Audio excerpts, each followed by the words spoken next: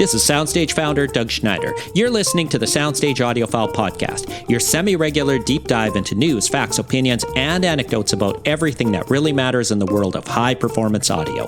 Hosts Brent Butterworth and Dennis Berger have more than 5 decades worth of audio product testing experience and a few hours of podcasting experience as well. Now, here's Brent and Dennis.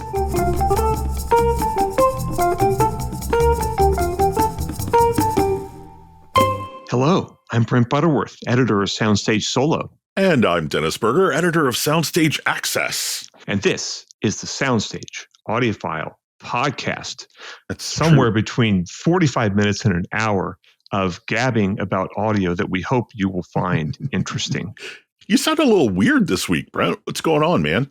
Well, I'm in right now. I'm in Houston, Texas, at my brother and sister-in-law's house, and I couldn't get my normal. I brought actually my decent recording rig with me, but I couldn't get the Focusrite Vocaster 2 to talk to my PC, no matter what I did, and so I'm using my the microphone built into my webcam, which is not bad. Yeah, we'll fix it in post. Yeah. Yeah, we'll do that little bass boost and whatever it is the Focusrite does that makes my voice sound so good. We'll figure out how to mimic it, but it should be fine. I wanted to say I just did a lengthy YouTube thing with DJ Briggs, who does the Brightside. Is it the Brightside Home Theater podcast? And cool. We basically get on there and mostly talk about movies. Nice. And I used the same camera and the same mic, and it worked fine. So we should be fine. Very nice. Well, what are we talking about this week? We're going to start with a segment about I saw an article in the Absolute Sound on their website that's one of their 2022 Golden Ear Award winners is the Taiko Audio Extreme Music Server. Mm-hmm. And they go into, it's just a blurb. It's like a paragraph. It's about maybe 125, 150 words about this server. And it's a $34,000 music server. But there's a lot of stuff said about this server that I think kind of highlights some of the things that audio reviewers and audiophiles ought to be wary of when they start to look at these kinds of products, because there's a lot of hype here, and if you don't know much about electronics, you would probably fall for the hype. But we're gonna get past the hype. We're gonna dig down deep and talk about what this thing can actually really do for you. And what is our next segment after that? Do you know the YouTube channel Cheapaudioman? Yes. It's a pretty cool channel. I really like it a lot. I like Randy, the guy that runs it. And he and I stomp around in a lot of the same territory. We're looking for high value in audio, but also, high performance. And he's got a cool new video that I wanted to talk about called Do Power Cables Make a Difference? The results surprised me. He's blind testing the AudioQuest NRG Z3 power cable against the stock power cable. And I thought it was interesting, but I think probably more so than the video, I want to talk about the comments section. But we'll get there. What are we going to wrap up with this week? We're going to wrap up with an examination of something that Soundstage has been doing that I honestly wasn't that aware of, because Soundstage is a sprawling metropolis of 9 microsites. Mm-hmm. that deal with different aspects of audio. So I don't get to read them all. I kind of skim and pick and choose the articles that I'm interested in. Mm-hmm. And I don't usually read a lot of stuff about, music and movies. But Joseph Taylor has been doing a great column called Curated, where he takes you through. He tells you a lot about an artist. He takes you through a lot of their output. He tells you what you need to hear and what you maybe don't need to hear. And he just did one on XTC on soundstageexperience.com. Mm-hmm. But he's done a whole bunch of different artists, including a lot of artists I dig, and a couple of artists where I'm wondering, why would anybody examine that artist? But maybe we'll find out. Yeah. But first. Yes.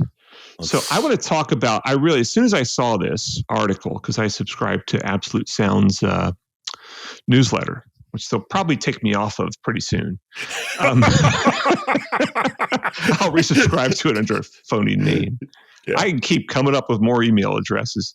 This is one of their Golden Ear Awards. It's like the best of 2022. And this thing is the Taiko Audio Extreme music server. It's $34,000. And the write-up here is kind of like, I used to write ads for high-end audio companies, right? And this actually, this I would have been, had I written this as an ad, I would have been proud of it because it has a really nice rhythm and a nice kind of vibe to it. I'll just read you a little bit. Ignore the aircraft-grade aluminum enclosure with enormous heat sinks. Ignore the 6,000 holes drilled into the top plate of the chassis to attenuate resonance. Ignore the linear power supply with 400 VA transformer, Lundahl chokes, and 700,000 microfarads of Mundorf and Duland capacitors. And it goes on and on and on with a whole bunch more. Ignore. But something really caught me here. I mean, okay, so let's just examine. So what a music server does is it either pulls music from the internet through a streaming service, or it streams music from a networked hard drive. Sonos is the best known example of this, right? I mean, Sonos products have this built right in. You get on the app, you can stream from a whatever streaming service, you can stream from your hard drive, whatever, right? So great. But the thing is that a music server is a data product. It's a product that delivers data. It is not a product that is supposed to have a lot of variability to it. Yeah. But a lot of people talk about these music servers in terms of how different they sound. Yeah. Even though they're just pulling digital data off of a network and sending the digital data out through USB or whatever, SPDIF or whatever interface you're using. And these magazines and websites talk about these things as if they had this giant effect on the sound. But what really dinged me here is that this thing has a linear power supply as opposed to a switching power supply, which is what's used in most computers. And so it's kind of built like an amplifier. It's got 700,000 microfarads of these super high-end capacitors, right? Yeah. So now here's the thing, though. This writer that wrote this blurb for the Absolute Sound and who I guess reviewed this product fell for that. And when I say fell for that, I mean fell for that because why? Okay, so 700,000 microfarads of capacitors is a lot of capacitors, right? That's like how many Diet Coke cans worth of capacitors is that? Wait, that's the metric we're using? Yeah, like a big capacitor would be about the size of a Diet Coke can, a really big capacitor. Oh, okay. I get what you're saying. You probably, I don't know, but you probably need about 4 Diet Coke cans to hit 700,000, maybe more. And so that's a lot of storage capacitance. And if you've ever taken apart, like a standard Class AB amplifier, standard, audio amplifier, you'll see in a really good amp, you'll probably see something like 200,000, 300,000 microfarads of storage capacitance in an amp. Okay. Now, the storage capacitance is in there because an amp, reaches these big voltage peaks, and the power supply may run out of sufficient juice to be able to supply the peak, right? Let's say if you're hitting a 200 watt peak with a 100 watt amplifier, it may benefit from that little bit of extra juice from the capacitor because a capacitor is like a rechargeable battery, sort of, right? Yeah. You put energy into it and it stores it, and then it drains out when there's some means of it draining out. Okay, so or you could liken it to a turbocharger, kind of, right? So as long as your output devices can handle that much power, meaning your transistors, then it's like a little turbocharger, or a big turbocharger that actually boosts the output of the amplifier so it can hit these big peaks. Yeah. Okay. Now, great. So, Dennis, I'm gonna pursue a Socratic method of inquiry on this. I have my toga on. Okay, good. How? Even though we've already confessed that I don't know hardly anything about all these Greek dudes, but I know that Socrates asked questions a lot. So, which means I'll never get a job at the Absolute Sound, but whatever. Yeah. So how much, what is the voltage swing? If you look at the demand on a power supply from an amplifier, between what range of volts is the amplifier's power supply putting out? Roughly with a 100 watt per channel amplifier, what's the max? What's the minimum and the max? Gosh, I don't know. Maybe 40 volts? Yeah, so 40 volts is somewhere, I could do the math real quick, but 40 volts is somewhere around the peak output of a 100 watt per channel, well-designed amplifier, okay? And the minimum would be, depending on how the amp's designed, it's going to have a certain amount of bias current and a certain amount of housekeeping current. You're going to probably be talking about, I'd say, a couple of volts of just sort of housekeeping voltage that's always running, right? Just to keep the lights on, so to speak. Yeah. So you're going between, an idle voltage of a couple of volts of pull out of there, and then you're going into 40 volts at the maximum current and power the amplifier can deliver. So you're taking a big giant, that power supply is going from something that a battery in your pocket could put out to something that you need a big power supply to do, right? A digital device does not, okay? Yeah. And so basically they're loading this thing up with all these storage capacitors for what? Well, exactly? I have to say this. So a few years ago, the hot surface igniter in my furnace went out, and I didn't want to pay the $350 that the local furnace repair guy was going to charge. Yeah. So I ordered one overnight for $13. Yeah. In the day that it took that hot surface igniter to arrive, I think I really would have liked to have this thing in the room with me, because it would probably be a pretty good little space heater.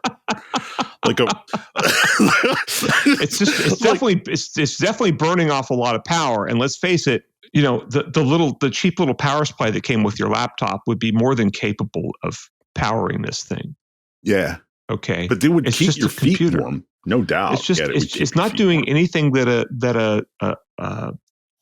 the Sonos, what is that thing called? The Sonos Connect or whatever, or any other, or John Darko on his podcast was and his website darko.audio was recommending this $100 little music server that does all the same stuff this does. It doesn't have as many outputs. It's only got TAS link, but still it's doing the same job.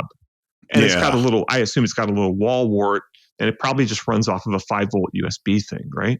Yeah. So I really need to buy one of those, but that's a different story. Anyway, so basically my theory here is, knowing how these things work, which sadly too many audio reviewers don't understand how the products work. And first time I heard that statement was coming from a very high-end speaker manufacturer I was at dinner with, and he was literally pounding the table going, audio reviewers don't understand how the products work. And so it was a very outspoken high-end audio or high-end speaker manufacturer, and I'll leave it to people to guess who that was. But he gets to the end of this piece and says, what you can't ignore is the fact that this music server sounds like music without a hint of digital artifact. And I'm like, where are you?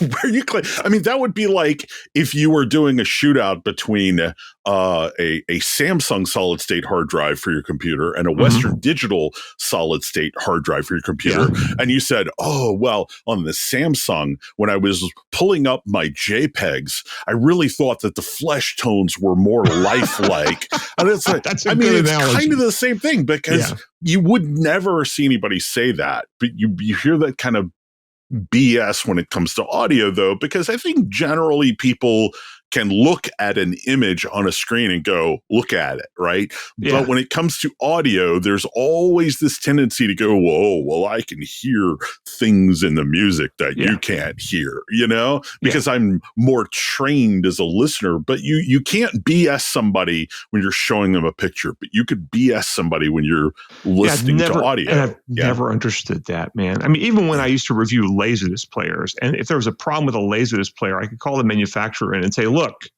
and they'd be like, yep. But with audio, no. I don't hear it.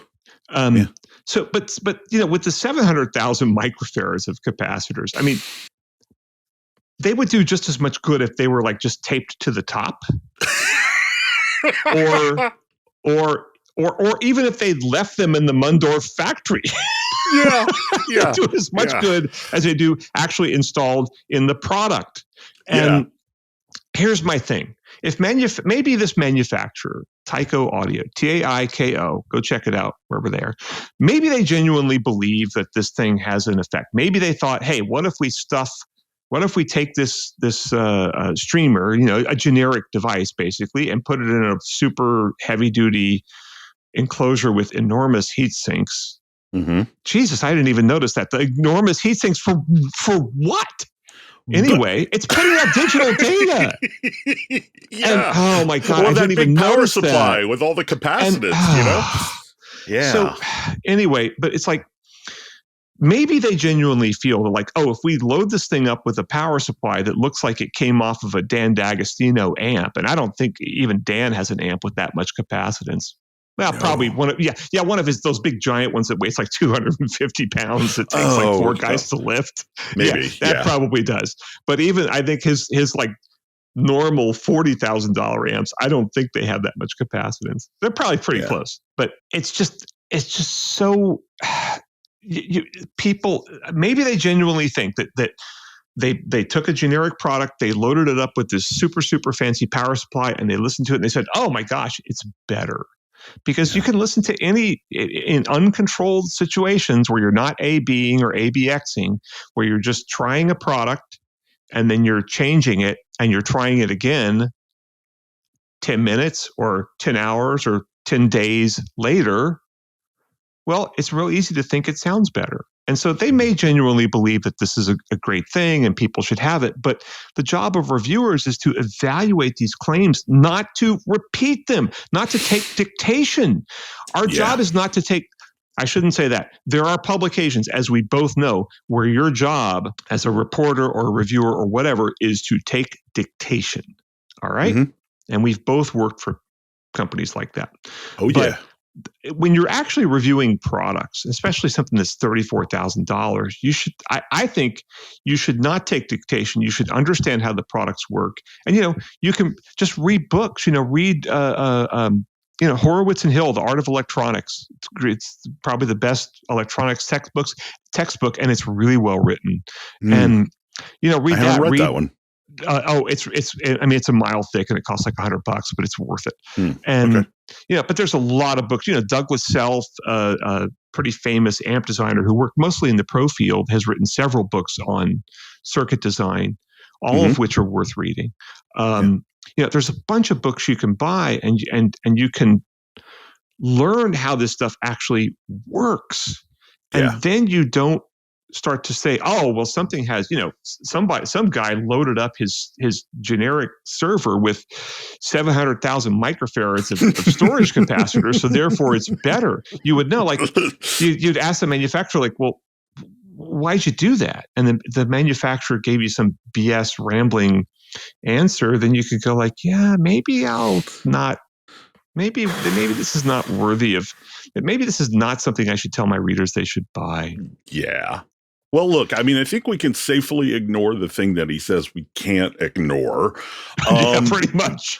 But if we get back to the beginning, he says, ignore the aircraft-grade aluminum enclosure, ignore the enormous heat sinks, ignore the 6,000 holes drilled into the top, ignore the linear power supply. Well, the thing is, if you ignore all of that, there's no way this thing costs $34,000, right? Well, that's true. Like it costs $100. The thing that he's saying you should ignore are the things you can't ignore. And the things that he's saying you can't ignore, you'd probably just ignore. So and I got to say, we here at the Soundstage Audiophile Podcast do not object to loading down some component with a giant aluminum chassis that costs $5,000 or $10,000 to manufacture, or having something that looks super cool. Or love jewelry, man. Love audio jewelry. Or overbuilding your stuff, man. I mean, that's fine. I'm going to spend dough on an inch thick milled aluminum faceplate before I would spend the same amount of money on a watch any day of the week. What I'm not going to do is claim that it sounds different. Yeah, we don't care, but to sit here and say, without any kind of control testing, to say how great this thing is because they loaded it up with all this stuff, and then to say how, it sounds so much better when you didn't do any control testing, is just a bunch of baloney. And that's, I think, part of our mission here on the Soundstage Audiophile podcast is to cut through the baloney. Yeah. Well, I think we need to take a break real quick and listen to some music because you need to get your blood pressure down a little bit. Yeah. Just a little bit. So let's take a break. Let's get some water, maybe powder our noses. Cool. And we'll come back and talk about the Cheap Audio Man. Excellent.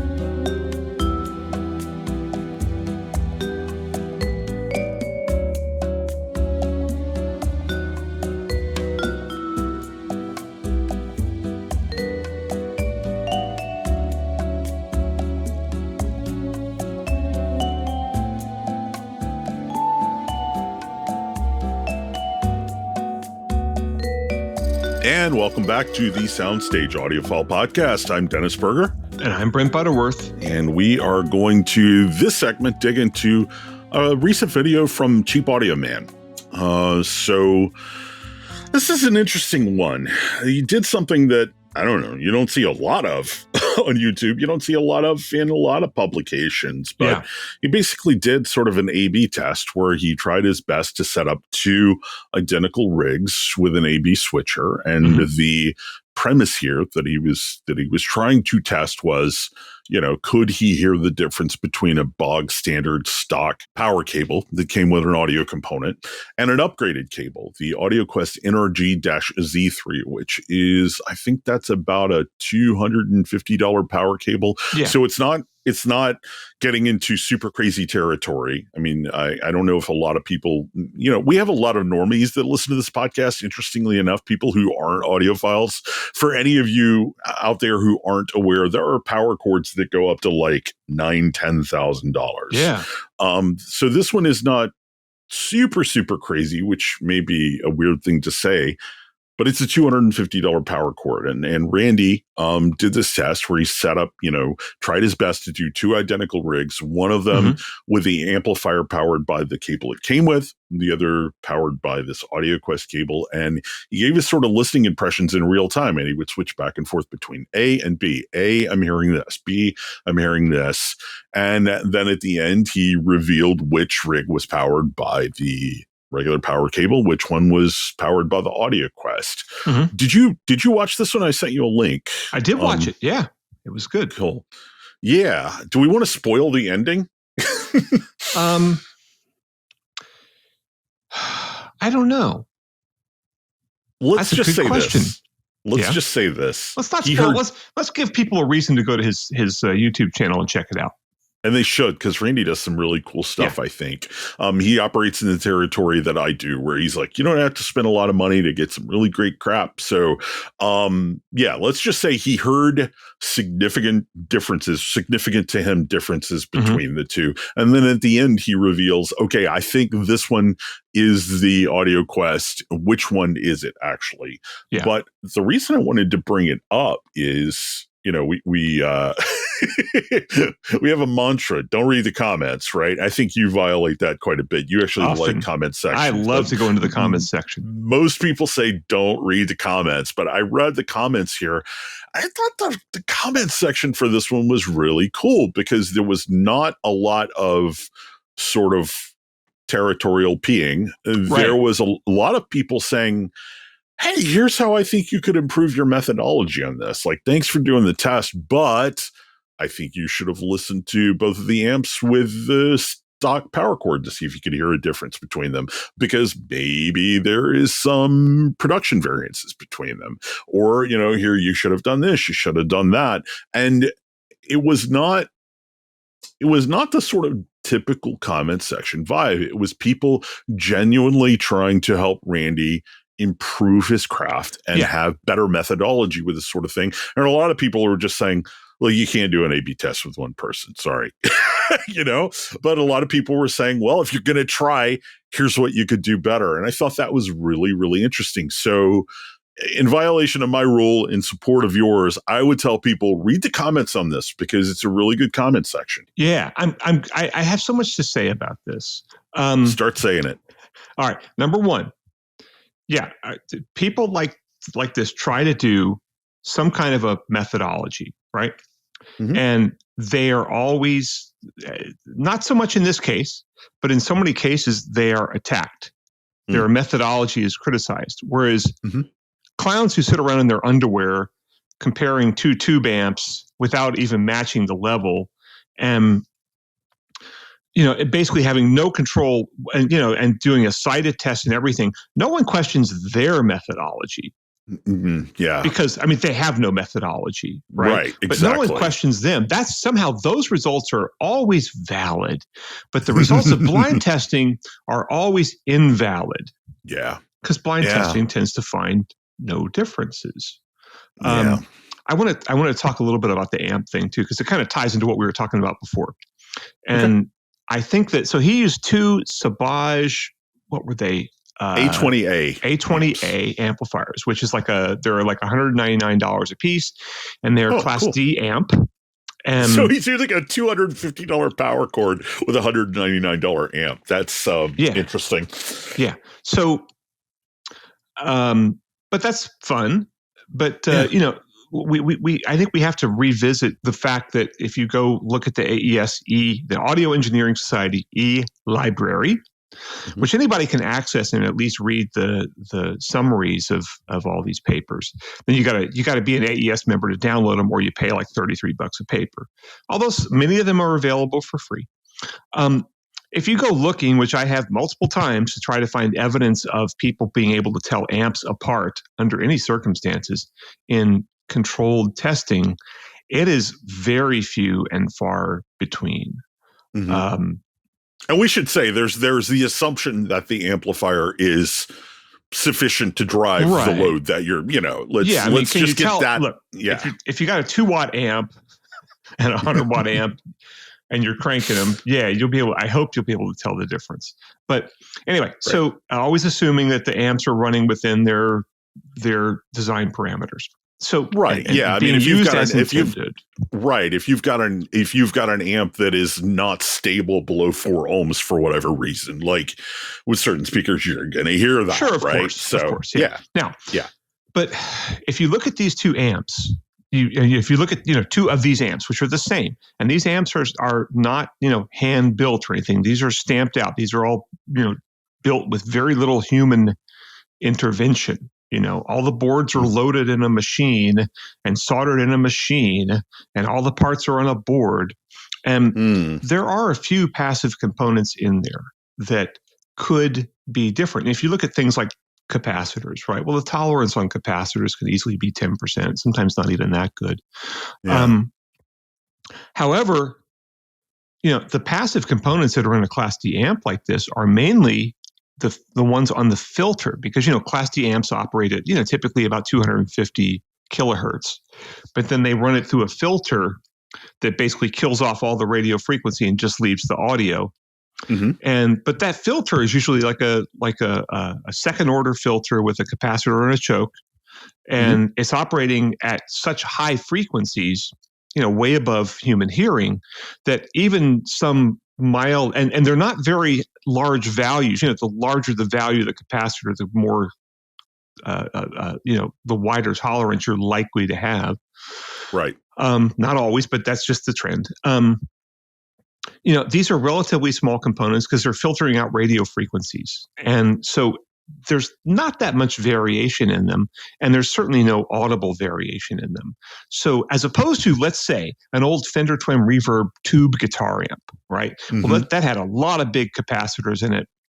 And so the variance was pretty wide. They had tone controls that you couldn't switch out of the circuit, and all those tone controls relied on capacitors, right? Yeah, so, yeah. And so anybody you who's could ever anybody who's ever played variation. guitar knows what those potentiometers, they're and like. The potentiometers in there were pretty crude, and it's tubes. All right, so could you have two Fender Twin Reverbs off the same production line that sounded different? Absolutely. I don't know about today because manufacturing tolerances are much, much tighter than they used to be. But, certainly like the old Silverface I owned that was built in 1968 or something like that would have certainly, two of those, you could have significant variations. But in amps like these that are stamped out with very little human, probably people install the circuit boards and hook up all the wires inside and kabam, you're done. I'm looking, this is an Infineon integrated circuit, Class 2 circuit. Yeah. So there's not that much to do. So it's got that circuit. I assume it's probably got some kind of an input stage, which is op amp based. There's very, very little that could vary in here. And since you probably can't tell the difference in an ABX test between these and some halfway decent tube amp, you probably can't tell the difference between any two of these amps. So I think his test, he should have checked that. However, the likelihood that there was an audible difference in the amps is near zero. And I think it's time to dispel that notion because this is not 1960 or 1970. And this idea that, there's all this variation in amplifiers. Well, you know what? Prove it to me. You show me examples. And it should be very easy. Buy two amps like these, run measurements on them, see what the difference is. Not going to be much. Or, do a blind listening test, and I guarantee you won't be able to hear a difference. So what else did they also criticized the fact that he was the only one who listened. And a few people said that. And I don't know that I would call it criticism per se. I mean, it seemed to me that they were largely trying to be helpful. Like, maybe you could try this. Maybe this would give you better results. So it was a surprisingly constructive comment section, which kind of shocked me. Maybe I'm reacting reflexively because I'm so used to having my methodology criticized by people that have never actually tried to do what I'm doing. Yeah. So it's valid. In most cases, that's the way it is. But there was one guy that was like, "Hey, nice review, but like, here's one suggestion. Maybe it would be worthwhile to do this. Maybe you could hear a difference if you did that." There was not a lot of this sort of, chest pounding, boasting. Well, I would have done it this way. It was a very helpful comment section. So one guy noted that, you should ABX these. And that's an interesting comment to me because I've done a colossal amount of blind AB, sometimes A, B, C, D, whatever, testing with 4 different components or something, where I level matched everything, played everything through some speakers and had a switcher or switched them by hand or whatever and had a blind test and people listened and they heard differences. And sometimes the differences seem to be consistent.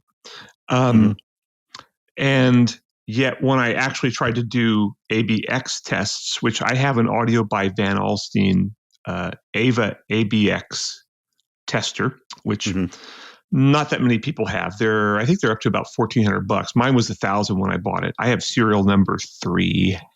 Golly. And you're OG. As soon as I saw that, I was like, oh, I got to have one of those. And they actually redesigned it to some extent based on my comments. Oh, wow. I guess I was probably the first person to buy it and really put it through its paces. And so there were a lot of things that I thought were I emailed them and said, hey, look, there's a lot of things that could be fixed in this thing. Like when you switch between A and B, you could hear a difference in the way the relays worked because the relays were in different parts of the chassis. So the little ding sound that you got from the relay. So the guy put some damping in there and he redid some of the way it switched. So you couldn't even really do a full ABX test when I first got it, but they changed it. And I was like, hey, look, I can easily fix all this stuff by just making my own control app for this thing because it runs off RF, normal remote control. I said, I can easily do my own control thing, but I thought, you guys might want to do it, and I'm happy to help out. And the engineer called me on the phone and said, this is fantastic. They changed them all, and it's a really great unit. And all it is relays. So, if you switch between 2 amps, you're just putting relays in the circuit, which I know that a lot of people think they can hear that, but they can't hear that. And, if they think you can hear it, prove it. Anyway, so I've done a lot of ABX testing, and man, with ABX, I can't tell the difference between any 2 amps. I've tried it many times, and you do the test. It's so instructive because you do the test and you're sitting here thinking, oh, I'm going to nail this. I can easily tell the difference between 2. And you basically, you play A and B, and then you have X, right? And your job is to determine whether X is A or B. And you go through the switcher I have will do 8 trials. And of course you can do as many runs of that as you want. And then you basically, write down what your picks are, and then you can go back and scroll through and see what they were, right? So I've always found that like every time I do it, I think I can hear the difference and think I can reliably identify. And I'm always like 50-50. Yeah. So, it's or very close to 50-50. So I don't completely discount the A, B, C, D, whatever results, because people do hear stuff. They seem to be hearing something, whether or not it's a big and consistent difference. And it's an adequately large and consistent difference to hear in an ABX test. It's probably not. Yeah. I mean, I can tell another thing, but I can tell with ABX, I can tell the difference between speakers. Okay. Oh God, yeah, all day long. But not amps or not DACs. Yeah. And one thing we have to point out is if you do hear a difference, what metrics do you use to determine, okay, which of the 2 is better, right? Yeah. That's a big question that a lot of these people don't answer. When they're doing this, I heard, when I used this one, I heard, it sounded as if the violin was 2 feet behind the speaker and blah, blah, blah. And and this one, it sounded like it was in the plane of the speaker. And I was like, okay, well, let's say that's true. What is it supposed to be? Where should it be? Yeah. So and he deals a little bit with that in here. He talks about the uncertainty of he's like, I hear a difference, but which one's better? Oh yeah. He's not.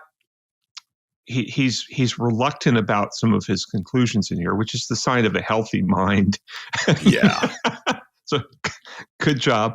And and that's another thing that you've brought up so many times is like, okay, you hear a difference. Well, so what? Yeah. Is it important? Is it a big difference? I mean, with speakers, with headphones, it's a big difference, right? Yeah. But with power cords, it's not going to be a big difference. And is it really important? Is it important enough to spend an extra $20 on a power cord? Well, how about an extra 200? How about an extra 2,000? And how do you determine what is an important musical difference? And this is why making my own, finally making a serious effort at doing an album really changed my attitudes about so much of this stuff, because I started to realize like so many of the decisions that are made in the studio are you turn one knob a couple clicks one way, you turn it a couple clicks the other way. You're kind of like, yeah, it sounds pretty good. Or you're adjusting a compressor or something, and you hear a difference, but you're like, well, yeah, I guess it's better that way. All right, let's move on. And there's these little tiny, teeny differences. I mean, the hi-fi industry sells you on the idea that these differences are critical to your appreciation of the music, but it's funny that musicians don't consider these differences to be significant. Yeah. Because they know, even like sax players, sax players, they use reeds, which are made of cane in most cases. And those reeds change, and those reeds start out a certain way, and over the course of a week or a month, if you're really lucky, they will degrade, and they got to throw the reed out and get a new one. And then that one goes through its own life cycle. And so the sound of the horn is constantly changing. And then of course the temperature affects the instrument. And honestly, the the mood of the musician affects the sound, and so many other things can have a giant effect on the sound. And musicians know, like, okay, I should fuss about this, but this is not worth fussing with. Yeah. Otherwise, you're not playing music. I mean, dudes who our good friend Terry Landry, he told me something that really stuck with me once as a musician, and he said, "Fiddlers aren't shedders." Fiddlers aren't shedders. And what he means by that is people that are constantly fiddling around with their gear are not wood shedding. And wood shedding is, slang for intense practice sessions. Yeah, so he's basically saying, if you're spending all your time fiddling around with your gear and not practicing, your result will not be good. It's more important to focus. I mean, yes, everybody fiddles with their gear. I shouldn't say everybody. I've met musicians who just like get everything going and just really don't seem to care. But a few, not many. But, most of them, horn players are always, struggling to get a better sound, but they don't sit there. A decent horn player is not going to sit there for hours upon hours fussing with his reed or his ligature or something like that. I mean, they'll try different stuff, and they're always trying new stuff. And anyway, so I just think so many of these differences that people find with power chords and stuff are insignificant, and they don't know which one's better. But the hi-fi industry, the high-end hi-fi industry, creates this idea that, every little difference is important. And that's just not true.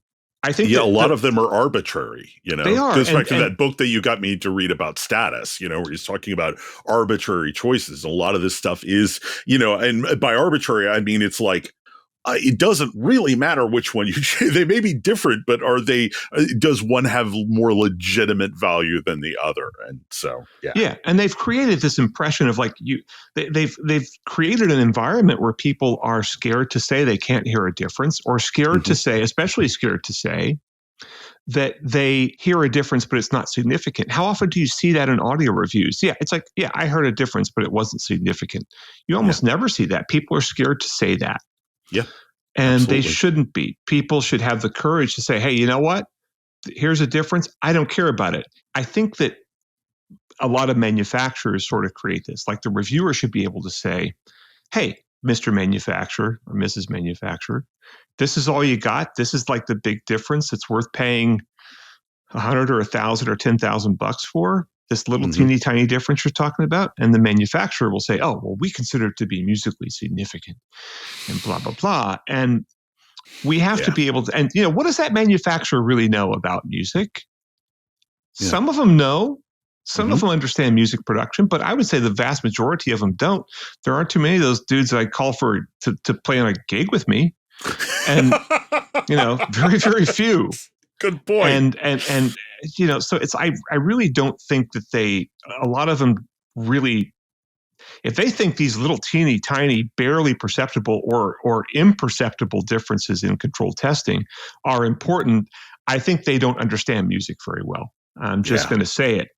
Sorry, manufacturers. Yeah. Prove me wrong. I have to say something, man. We've been at this podcast together for about 10 months, and you have gotten really, really good at segues. So you have perfectly sort of set up our next topic, I think, and talking about, how much of our industry, unfortunately, is not about the music. So why don't we take a break and come back and talk about some important writing about music? Indeed.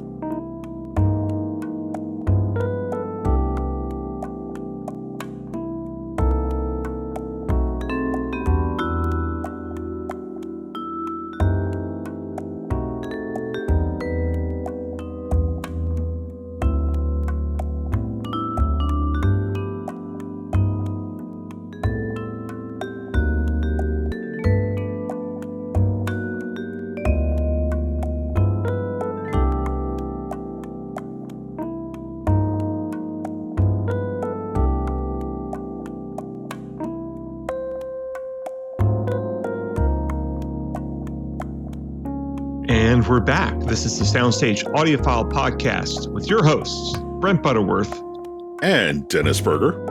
And we are here in our last segment to talk about a column that's being done on soundstageexperience.com. And you can go to soundstage.com and get onto all these different microsites that we're talking about. That's probably the easiest way to find them, rather than us spelling out the URL for this thing. But go to soundstage.com and you can find all this stuff. Yeah. So this is an article by Joseph Taylor called XTC Curated. And he's I wasn't even aware of this because, like I said before, this is a big sprawling website and I don't have a chance to read all of it. But he's been doing a series of these curations where he talks about an artist and he gives you some of the history of that artist. And he tells you, what's the important stuff to listen to from that artist and what's maybe not so important to listen to.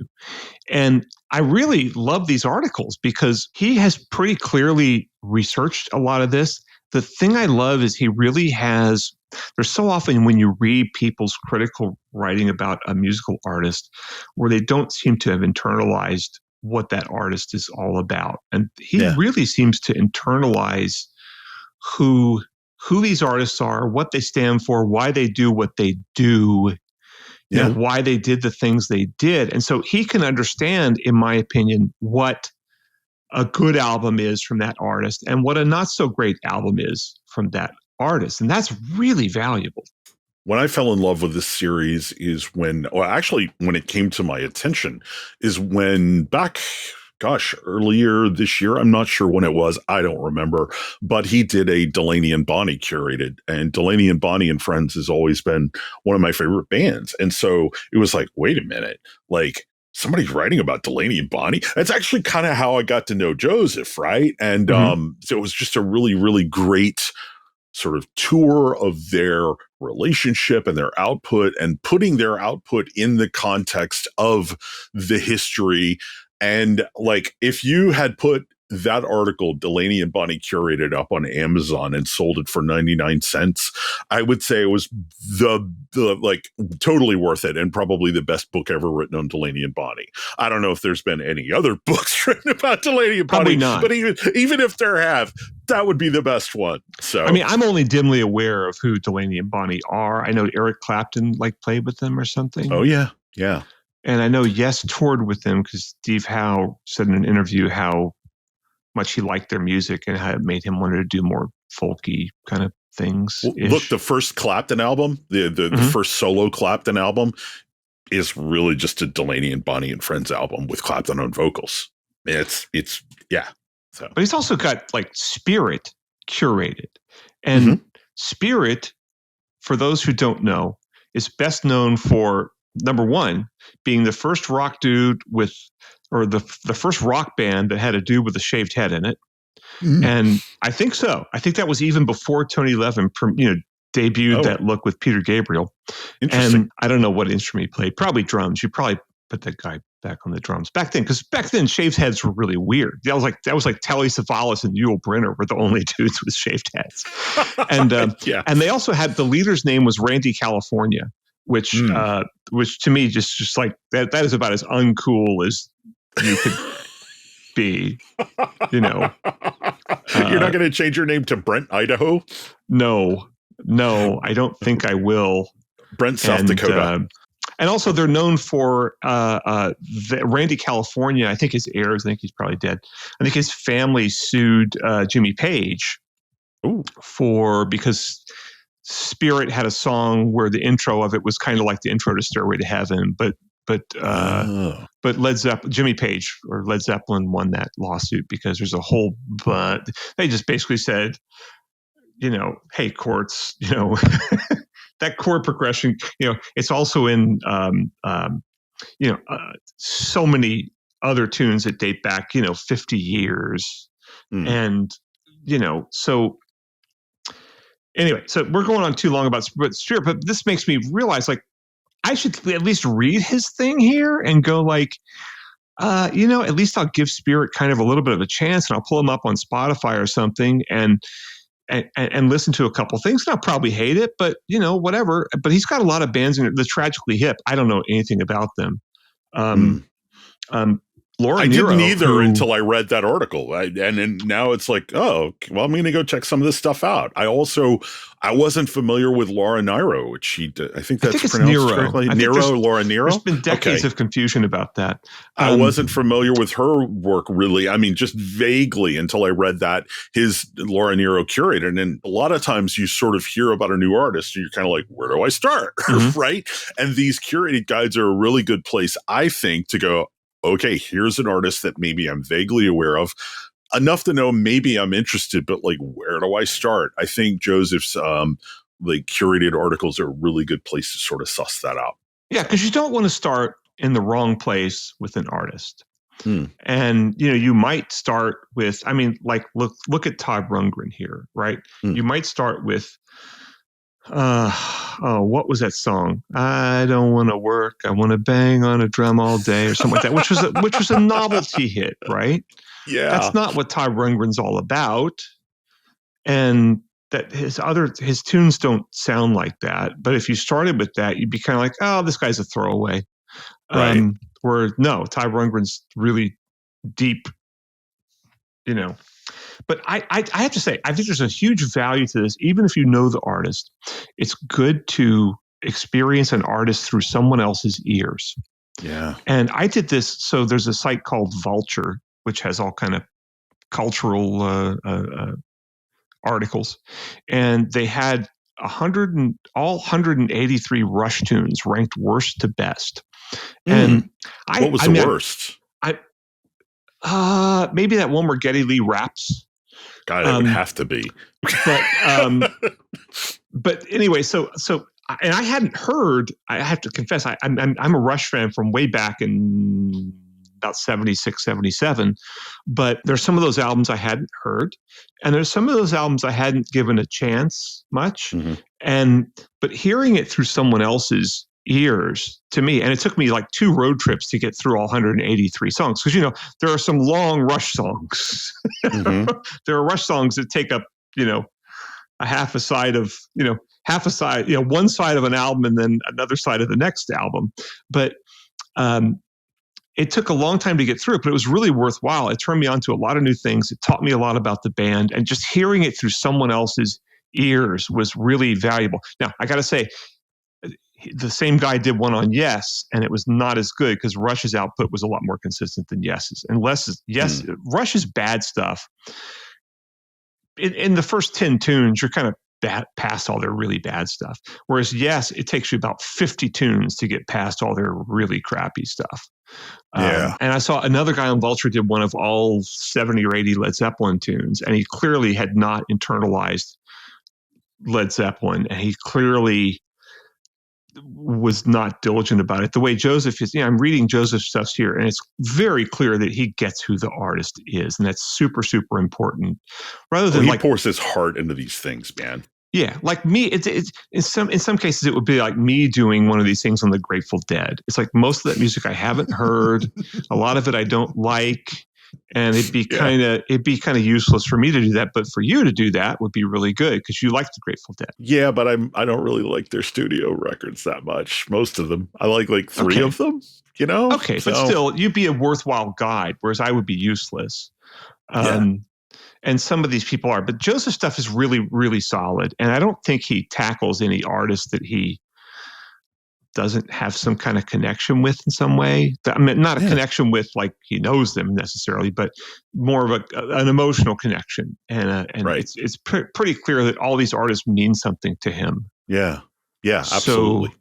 So, that's really cool. And I would encourage people to go check this out. And I'm certainly going to check it out because now I'm looking at like Stevie Wonder. It's like, oh man, somebody really needs to do like a Stevie. Yeah, well, I'll read what he says because I've listened to a lot of Stevie Wonder over the years, and I've been an admirer of his for a long, long time. That was actually the first. The first concert I saw was Elvis at the Houston Livestock and Rodeo Show in '67 or '68. Not really a concert. It was a rodeo that happened to have Elvis. And I don't remember the thing about it. But then somehow it was either the either the Intervisions or Talking Book tour. And me and my brother talked my parents into taking us to see Stevie Wonder on that tour way back. And we're talking about 73 or something like that. Oh, wow. And so I saw Stevie Wonder way back then, but we left after like 2 tunes because my dad smelled, marijuana smoke. And he pretty much thought that we were all going to turn into Jerry Garcia. Oh, no. So Reefer Madness. Yeah, hey, speaking of Stevie Wonder, did you ever see the, I think it was last year, Questlove did a documentary called Summer of Soul? Of course. About the it's Harlem. great. Oh, man. If you're a Stevie Wonder fan, you got to check that out, man. Well, and I think amazing. My level of appreciation for Stevie went way up because I knew he played a lot of his own instruments and stuff. But when he sits down and starts playing drums and stuff, it's just like mind-blowing. Wow. And then when he gets on the clavinet with the wah-wah pedal and starts doing the funk stuff on there, I've never seen that done. I mean, you can't buy those things anymore, I don't think. Now you wouldn't buy them. You buy a Nord keyboard that has that sound punched in, right? Right, right. But to see him actually doing it with the old style electromechanical keyboards, because those things had like actual guitar strings inside them and with a pickup. That's why they sounded kind of like a guitar. And to see him playing that and how just kick ass it sounded. Oh my God. So great. But yeah, there's a lot of good content. So I guess the best way to get to it is go to soundstage.com, go to Soundstage Experience, scroll way down past all the videos, go to Soundstage Experience and start poking around on Soundstage Experience, and you will find one of these curated articles. And then I am going in the show notes. I'm going to link to Curator. Oh, so cool. That's right. There's a URL that you could just go straight to it. Yeah. I forgot. We can actually put in links to the things we talk about. Yeah, I do it every episode, man. Technology is just so fascinating. Yeah, these kids today with their rock and roll music and their hula hoops. Yeah. So, yeah. Anyway, you about ready to wrap things up this week? I am. So the music. Bruno's begging me for lunch, so we gotta do some credits and get out of here. So the music that we have, the music on the front and back of this is my own music, and the music in the middle. I think we still have a little bit of Terry Landry stuff left to go. Yeah, I got 2 tracks that I want to remaster. Great. I think maybe I'll use those. So we should say we're a Butterburger production, which means that, we did the recording and one of us mixed and mastered and edited and all of that. Yeah. And we are the global governing body under which we function is the Soundstage Network, which is I'm ungovernable, man. Which is 9 microsites dealing with all different aspects of audio, from super ultra high end to cheap little Bluetooth speakers and all sorts of stuff in between. So go check it out. Yeah. So, hey, you sort of dropped a little nugget in the last episode. You said we were coming up on the end of the year and maybe we would do an end of year retrospective. Our next episode will be the last of the year. So you want to do that then? Absolutely. End of year retrospective. Yeah, man. And we're going to minimize our discussion of the mobile fidelity thing. I think it's been discussed to death. We'll just say, hey, this mobile fidelity thing happened. Everybody knows about it. Let's move on. Yeah. All right, man. We'll see you in a couple of weeks then. All right. Bye. Bye.